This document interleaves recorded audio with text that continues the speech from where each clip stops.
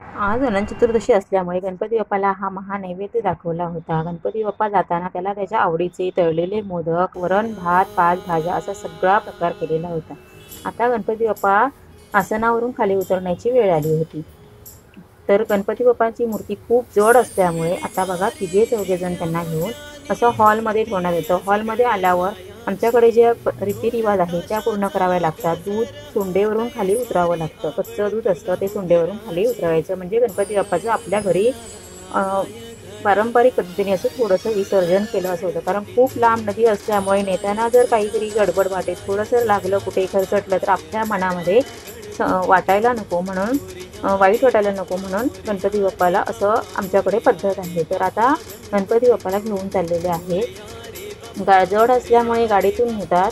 निघताना थोडं मुलांचं गडबड असते, आज नको सोडूया आपण 21 दिवसांनी विसर्जन करूया। पण शेवटी कामानिमित्त घरातले सगळे रीतिरिवाज पाळून जेवढी हवी तेवढी सेवा 11 दिवस करायची आणि गणपती बाप्पाला विसर्जनासाठी पाठवायचं। तर जाताना थोडे मुलांची मस्ती चालली आहे। नदीचं लांब असल्यामुळे गाडीवरून जात आहेत। वाटेत पाऊस नव्हता, 2 दिवस पावसाने खूप मेहरबानगी केलेली, त्यामुळे थोडी मुलांनाही मस्ती करायची वेळ आली होती।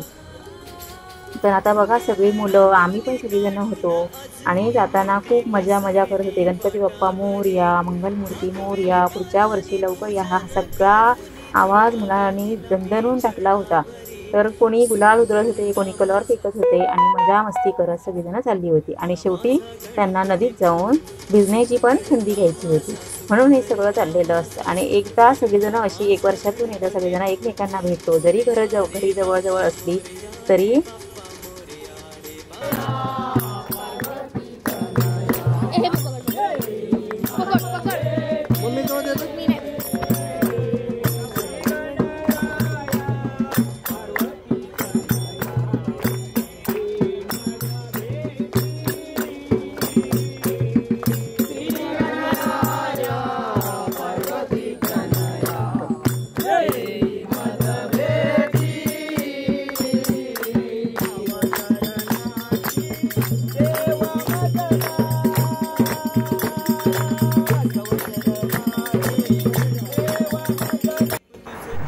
तर आता वेळ झाली बघा गणपती बाप्पाची मूर्ती पाण्यामध्ये विसर्जन करण्याची। तर मूर्ती जड असल्यामुळे सगळे 4-5 जण असे मिळून एकत्र गणपती बाप्पा घेऊन चालले आहेत।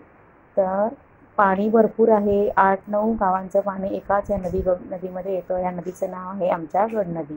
तर पाणी भरपूर आहे। 2 दिवस फक्त पावसाने विश्रांती दिली होती म्हणून पाण्याचा कलर पाणी थोडं नितळलेलं दिसत आहे, पण पाणी भरपूर आहे, वेग भरपूर आहे पाण्याला।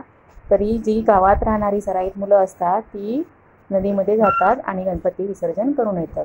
तर आता गणपती विसर्जन झाल्याबरोबर इकडे मस्ती चालली आहे मुलांची। वर्षातून एकदा त्यांना मजा करायला भेटते ह्या पाण्यामध्ये। कमी पाण्यामध्ये जाऊन थोडंसं अंग भिजवून एकमेकांच्या अंगावर पाणी उडवून मजा करायला भेटते। तीच मजा त्यांना वर्षभरातून एकदा फक्त करायला भेटते। तर आता बघा ही सगळीजणं आमची मुलं पाण्यामध्ये उतरली आहेत।